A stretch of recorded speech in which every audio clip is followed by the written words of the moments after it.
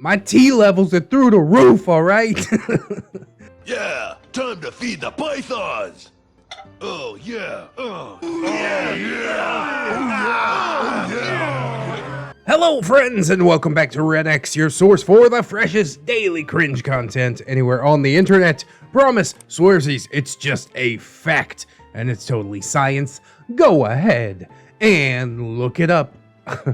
Today we're diving into r/Neckbeard stories? Maybe it's Tales of Neckbeards. Maybe, actually, in reality, it's really my personal subreddit, r/ReddX reads. Yeah, we had that video with the 3 beards. It seemed to really hit it off, so we're going to continue that with part 2 today.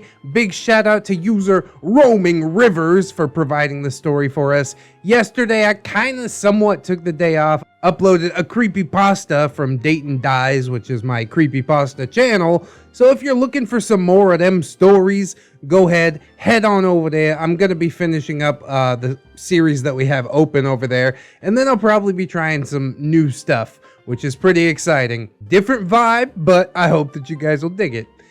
Anyways, let's concentrate on the here and now. So, are we ready for some beard cringe? I suppose we are. Let's get some plugs and disclaimers out of the way, and then we will dive right into some Neckbeard Stories cringe.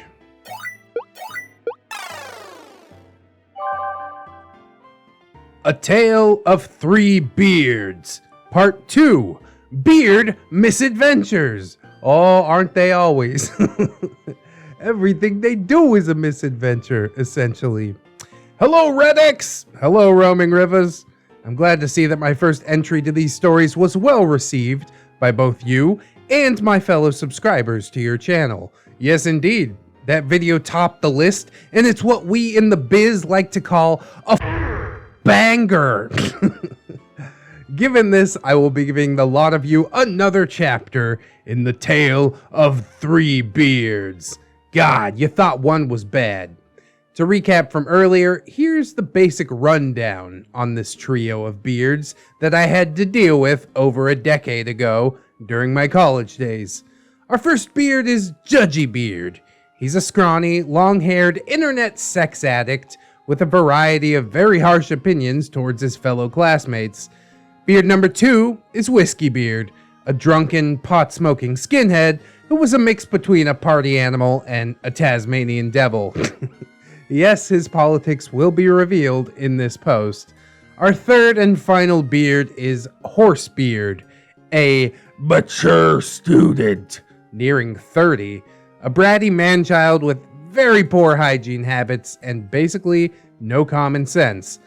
In that previous video, I put Whiskeybeard at the top of the list since Whiskeybeard was kind of seemed racist but sort of unconfirmed. I also found out from the comments that you can have like skins against racism, which I had no idea about. I learn something every time I read that comment section, so big shout out to the people who pointed that out. And then Horsebeard, I mean, still bad, but the least threatening of the bunch, as far as I can tell. I really didn't like Whiskeybeard, mostly because he tried to tell me that I couldn't eat meat. And I'm like, bro, I like beef and broccoli. I'll say it again.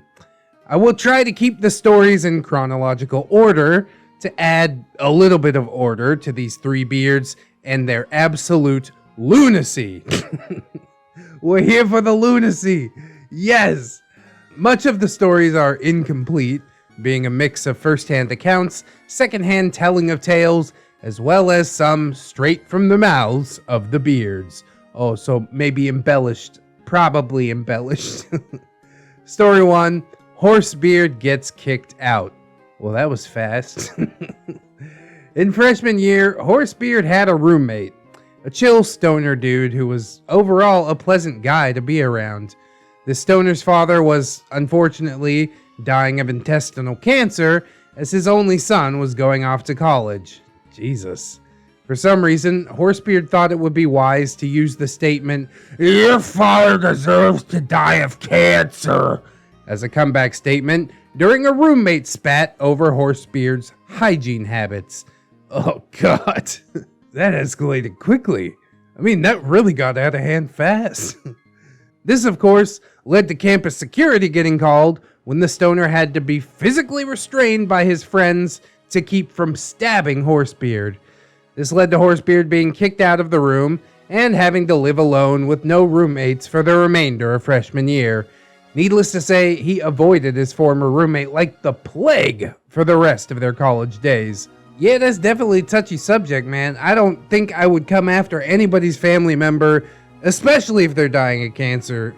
Dude probably did deserve to get stabbed over that one. I mean, people say a lot of dumb stuff in arguments, you know what I mean? Horsebeard is trying to preserve his ego and lashing out to hurt this guy in any way possible. And sometimes hurting people emotionally kind of means that it might come back to you physically. And I wouldn't feel bad about that if it happened to Horsebeard, because that's a pretty messed up thing to say. Story number 2, Whiskeybeard gets his look and some new friends. When Whiskeybeard came to college, he was your average American metalhead. Ratty jeans, Timberland boots, and a variety of faded band t-shirts, complete with a messy mop, though at least it was clean. He had a full head of hair, complete with the teenage angst of, "I wanted to watch the world burn." Now that's what I call edgy Volume 5. This all changed when he met a local skinhead through a mutual friend at school. Mind you, this skinhead dude was a few years older, and immediately picked up on Whiskeybeard's desire for anarchy and distrust of authority. It was less than 2 weeks later that Whiskeybeard got his, iconic look. He began attending local concerts and was introduced to the rest of this pack of skinheads. I met a few of them when Whiskey invited me to a local punk show in our sophomore year, and they seemed to be a decent group of people, albeit kind of a rough crowd. A mix of military personnel and working class folk.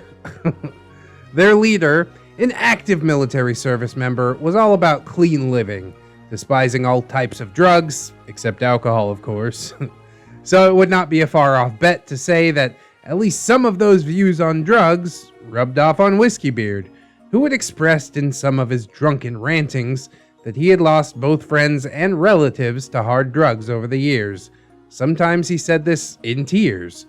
One of their members was African American, and most of them did seem more like a bunch of punk rocker party animals, which Whiskeybeard seemed to enjoy, even if he had to hide his love of herb from this group's leader.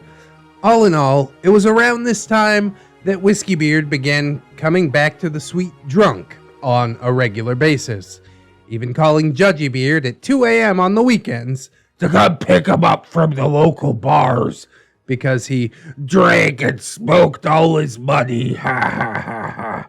Yeah, that's hilarious. I mean, I guess if you're gonna have addiction, the least you could do is make fun of it, but really it is a sad story underneath. In conclusion, Whiskeybeard was not a racist as far as I know. He was just an overgrown teenager full of angst, still trying to rebel against the system in his own dysfunctional way. He wanted to, as he often put it, live fast and die young, and to go out in a blaze of glory, so he will never be forgotten. Okay, James Dean. Well, I'm glad to have some confirmation that Whiskeybeard was hanging out with some black dudes. Had I ever met this fellow out and about, I probably would have assumed some things about him just from the way that he dresses. But it does go to show that you can't judge a book by its cover, although the dude still is a beard on the inside. So if you open the book, you see a giant, massive beard. Although, yeah, the racism thing is probably a lot worse. Story number 3. Judgybeard and Whiskeybeard cleaning up Horsebeard's messes. A tale of its own. As mentioned earlier, Horsebeard was fond of taking his own friend group out to get manicures every weekend at the local mall. Judgybeard called it a waste of money, while Whiskeybeard regularly insulted Horsebeard's masculinity over this. Bro, talk about masculinity so fragile that you think just because you get your freaking nails done, now you're gay. Like, it's on the same level of people being scared of soybeans. They're like, oh no, it's gonna put too much estrogen in your body. Like, bro, my T levels are through the roof, all right? I ain't worried about a fucking bean, okay? Or a manicure for that matter. And these manicures, of course, came with drama. You see, Horsebeard would make a game out of the manicures, routinely shunning people out of his manicure trips to the mall over petty slights, be it over not giving him a cupcake, or not liking his movie reviews, or even just perceived slights. This led to more than a few arguments and drama, which of course Horsebeard would go running to Judgybeard to fix. Eventually, when Judgybeard, having had enough of nearly 2 years of sorting out Horsebeard's fucking drama, he finally threw in the towel and passed this mediocre task off to the inebriated Whiskeybeard. One cold winter's night. Whiskeybeard's solution was simple. He took a few more drinks. He then walked into the dorm lounge area of already upset people and proceeded to insult the whole room. He told Horsebeard, "This is why you have no friends," shouting at the top of his lungs at the rest of them for wasting his drinking time, before flipping them all off individually alongside a machine gun fire of "fuck you, and fuck you, and fuck you." Needless to say, campus safety was called, with Horsebeard claiming that Judgy and Whiskey had violently assaulted him. Though nothing came of this, needless to say, Horsebeard's taste for weekly drama evaporated, at least for a month. A brief reprieve. Story 4. Horsebeard and his musical/movie taste. Oh yes, he's a reviewer. Go follow him on Rotten Tomatoes or whatever the hell people do over there. As mentioned earlier, Horsebeard fancied himself a film critic, which consisted of him seeing new movies in the theater as many as 10 times in a row over the course of a week. What the hell? Isn't seeing the movie like once enough to write a review about it? Maybe twice if it has some sort of like super cool surprise twist ending, you know what I mean? But 10 times?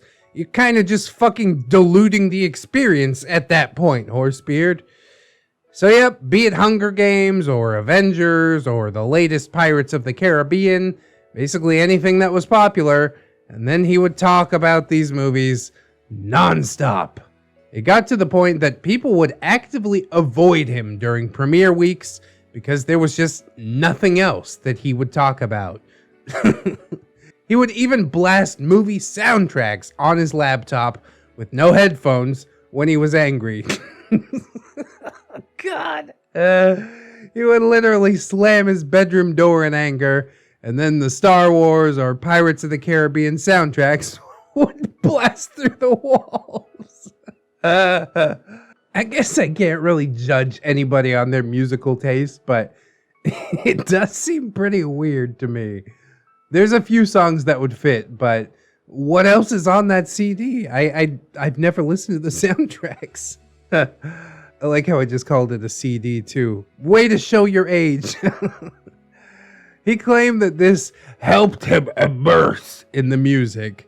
This, of course, led to the neighbors complaining about the loud music, which Horsebeard called discrimination because of his autism, which only led the neighbors to torment him even further. And the downward spiral continues. Story 5. Beards try to find love. Oh no. Of course there had to be a section about these beards and their quests to get laid. Judgybeard had his cybersex, and of course his wide porn habits. You all know his claims of sexual prowess from the first post. And needless to say, his conquests outside of cyberspace were not as fruitful.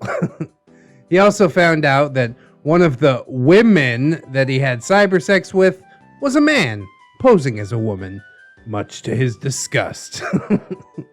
Whiskey, the sadistic lunatic that he was, wasted no time in tormenting Judgy over this. Y'all know his views on LGBT+, so I won't make you relive that nightmare. Yeah, I guess Judgybeard is like exceptionally homophobic. It wasn't like outright stated, but he does have some really weird views on gays and lesbians. Whiskeybeard, when not numbing himself with porn, would actively seek out women in the real world. Oh god. He did have at least one girlfriend in high school, claiming that she was his first, and that he wasn't a virgin, though still inexperienced. He did spend the night with one of his stoner friends, and a rather heavy-set girl during junior year, and the look on his and this girl's face was one of victory the next day at breakfast. Apparently the trio had an impromptu three-way the night before. He did start dating a local girl who drank just as much as him near the end of his presence in our lives. I'll put a pin in that, as it will tie in with the attempted murder piece later on in this tale. Whoa! Attempted murder? You just gotta come out, blindside me with that? Yeah, okay. If I wasn't hooked before, now I'm really hooked.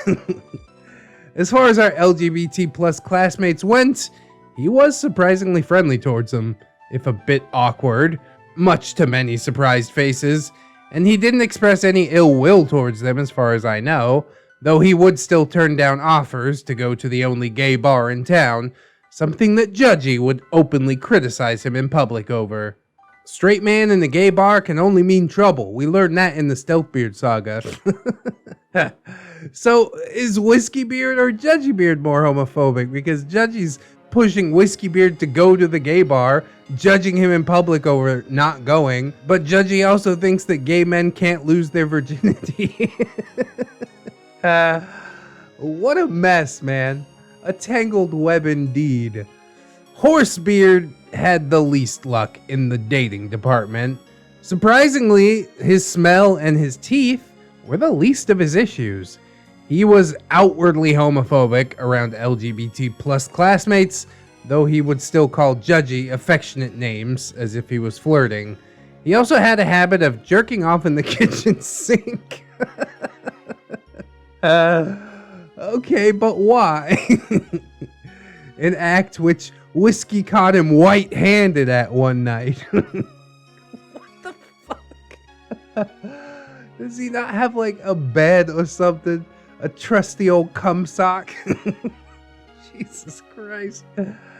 Fortunately, Whiskey was apparently half asleep as well as sober when he witnessed this act and confronted Horsebeard about it the same night after he had taken the time to process exactly what the hell he had just seen.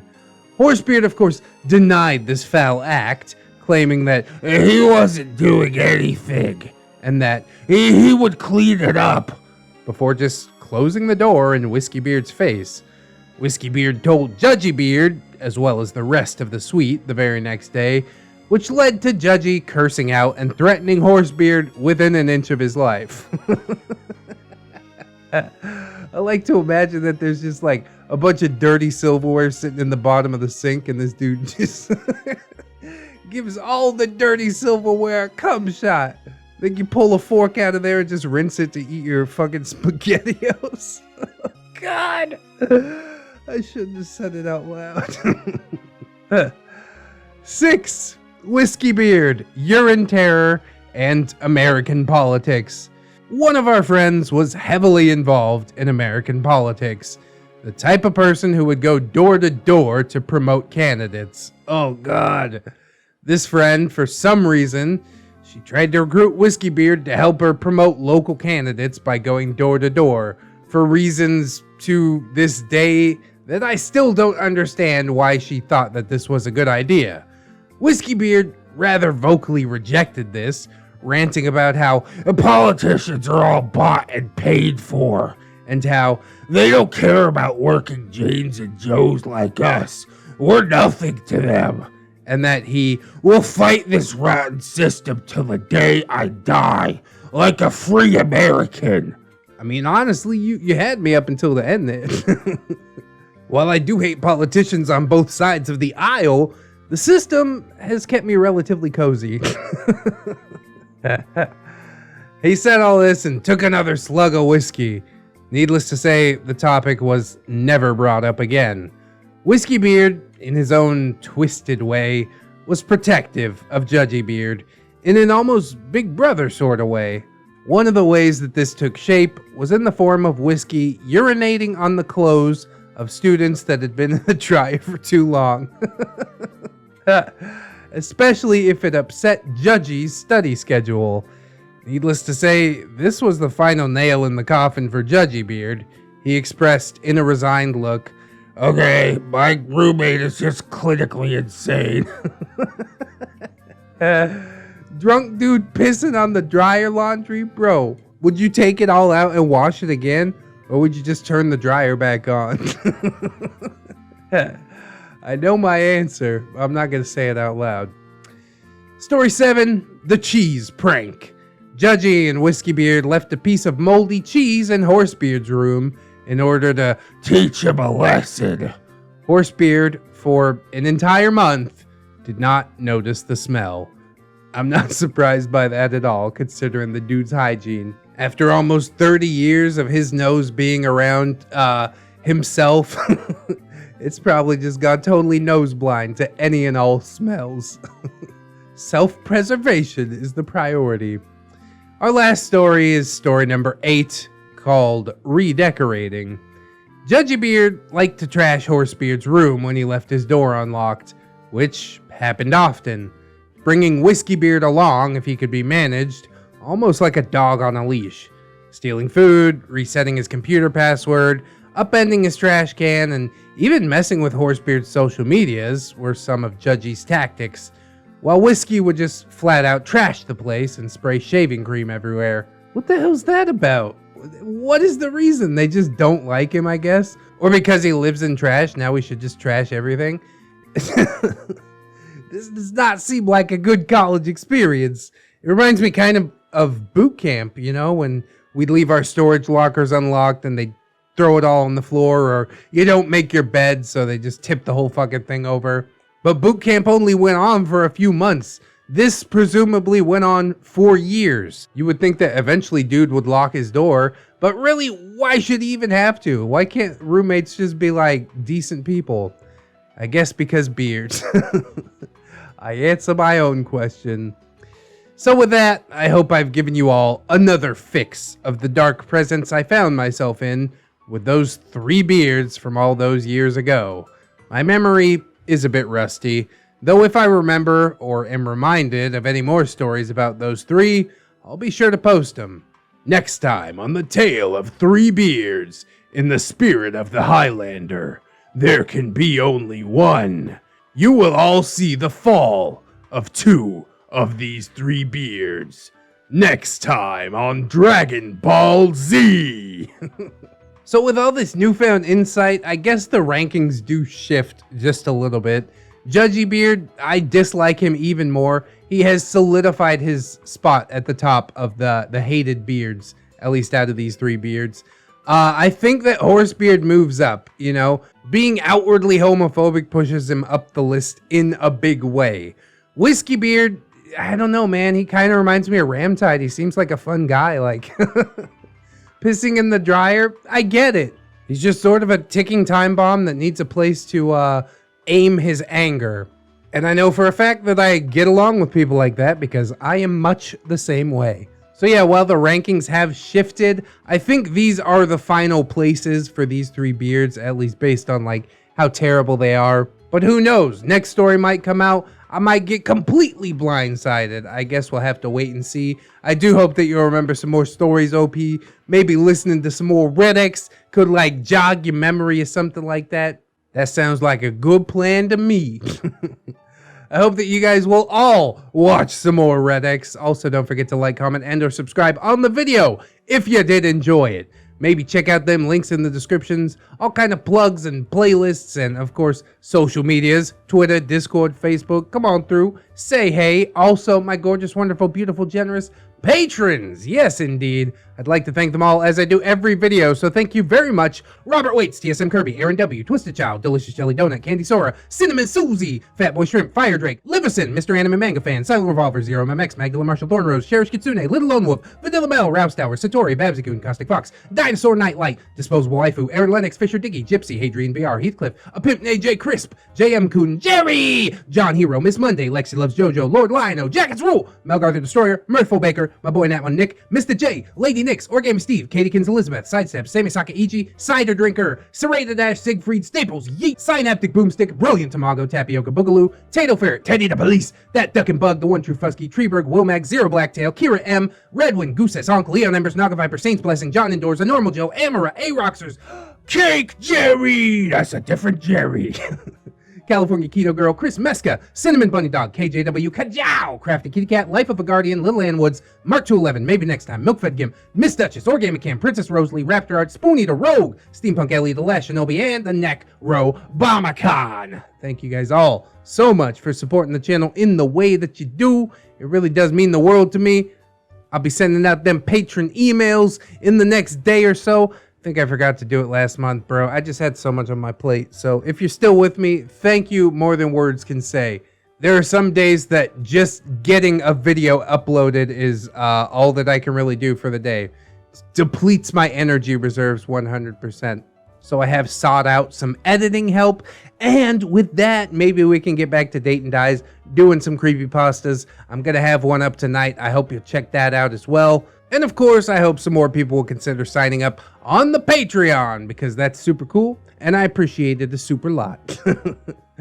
If you can't do it right now, don't sweat it too hard, friends. I just appreciate you coming on through, hanging out with me, and I hope that you come on back and hang out with me again tomorrow.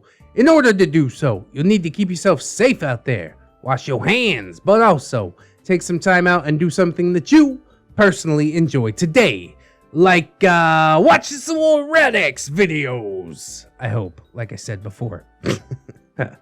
Always remember, friends, that you are loved, you are worthy, and you definitely deserve it. I shall see you in the next one, and until then, friends, bye-bye.